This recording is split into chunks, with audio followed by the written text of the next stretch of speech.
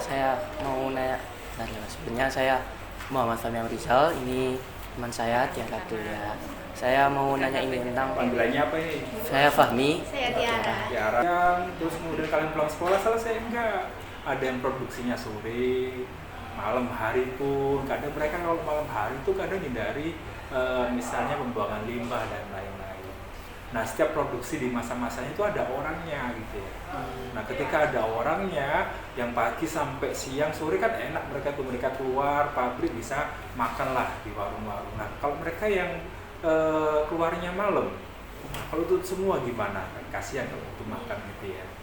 Nah, mungkin sisi positifnya ketika warung Madura itu mereka hadir 24 jam minimal.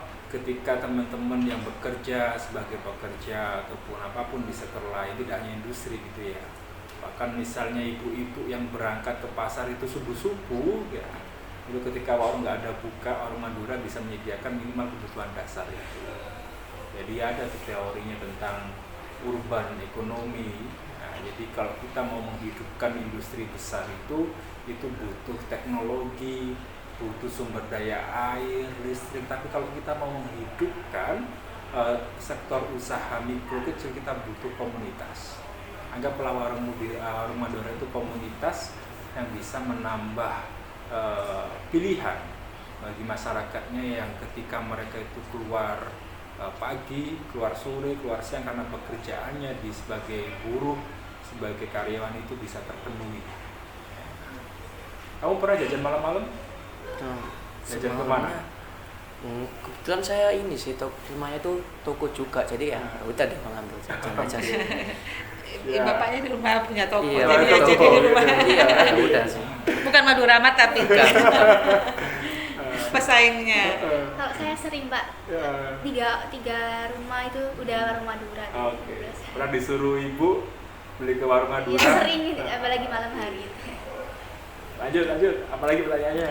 Mana Kak kamu? Pak Tiara, tanya apa lagi ini? Silakan tanya, mau tanya apa? Berarti warung Madura itu berarti sangat membantu banget ya Pak bagi industri tadi dan iya, selain di pegawai industri, mereka juga ibu rumah tangga sangat-sangat terbantu ya Pak. Ya kayak misal ibu ini anaknya kayak demam atau apa, mereka bisa beli obat-obatan di warung Madura Pak ya. Jadi mereka warung Madura itu berdampaknya ke masyarakat rumah tangga, ibu rumah tangga ataupun masyarakat industri ya Pak. Pertanyaannya apa? Terus iya. Terus gimana? Menurut mereka itu, Menurut Bapak. Yang ditanya kan Bapaknya. Ya, gimana? Bapak, menurut Bapak harganya di sana juga terjangkau enggak? Oke, pertama sih saya kalau beli ke warung Madura itu nitip apa ya, rokok gitu ya. Boleh nggak pakai ini ya? Nggak apa ya? Itu kan konsumsi narasumber. Kayaknya lebih murah di warung Madura daripada minimarket swalayan model gitu ya. Nah, jadi kalau masalah harga itu semua sih bisa bersaing gitu ya. Iya. Nggak cuma warung Madura begitu ya. Yang harus ditekankan itu yang memberikan pilihan ke masyarakat. Nah, maksudnya warung Madura itu anggaplah sebagai komunitas yang dia menyediakan bahan pangan pokok yang lengkap gitu. Nah, kemudian waktunya 24 jam. Nah, ketika masyarakat yang kebetulan punya kebutuhan di malam hari, nah atau di waktu tertentu, nah itu bisa mereka punya pilihan, salah satunya di warung Madura. Kalau kita hubungkan sama indeks kebahagiaan, tadi Pak Aris, sholat sih kamu di Islam? Masih Islam. Oh iya. Jadi ya. Indeks kebahagiaan itu salah satunya itu diukur ketika manusianya yang hidup di suatu wilayah itu bisa bahagia dalam tanda kutip memenuhi beberapa dimensi atau indikator. Kalau kamu tinggal di New York gitu ya, di Amerika, di kota-kota besar, itu kamu nggak bakal bisa nemuin makan di malam hari kecuali makan cepat saji. Terus kamu kalau misalnya tinggal di Jepang, malam hari ya sudah tutup, nggak ada lagi tuh. Kecuali kalau ada swalayan yang buka 24 jam, dan itu pun tertentu begitu ya.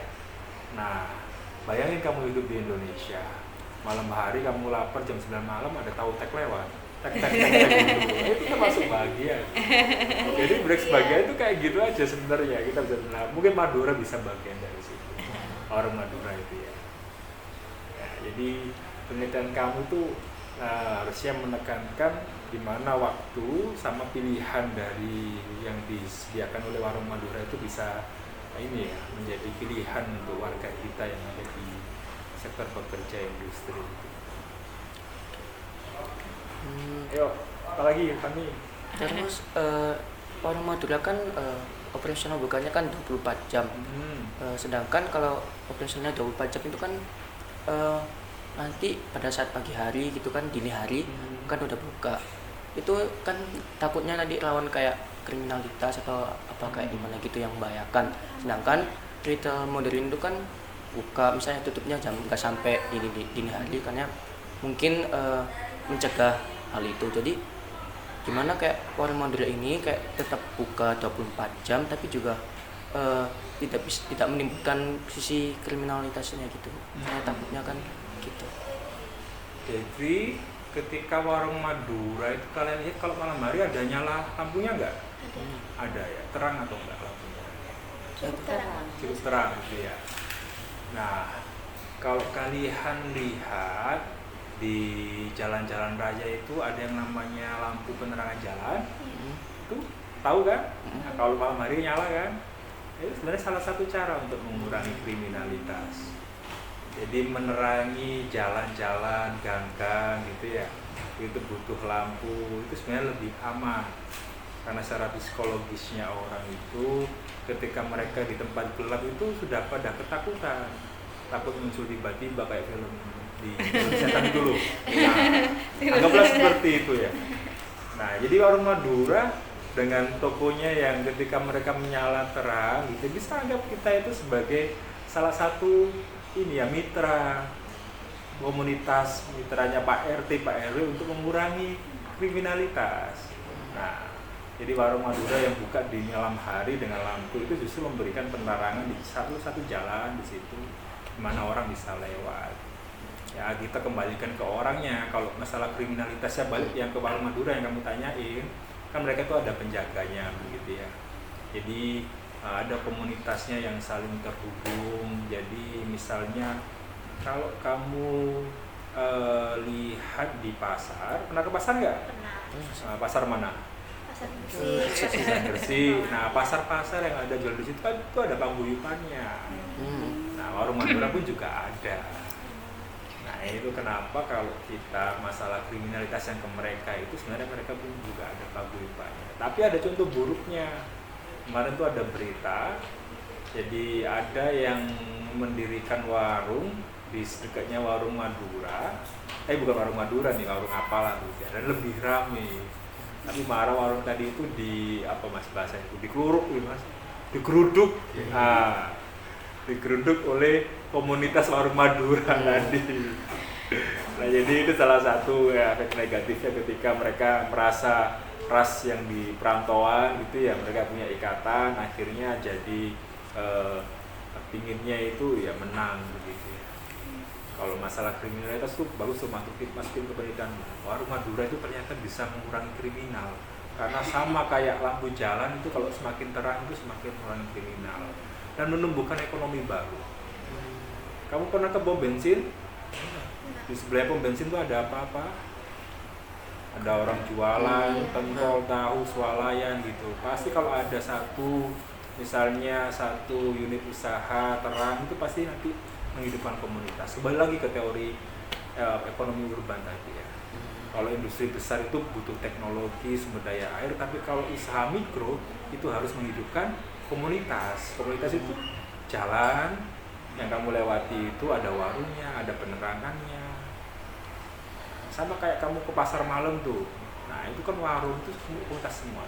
Ada warung-warung berjejer, ada tiang lala gitu ya. Nah, bayangin kalau dalam satu jalan itu ada warung Madura, nanti pasti ada warung lainnya.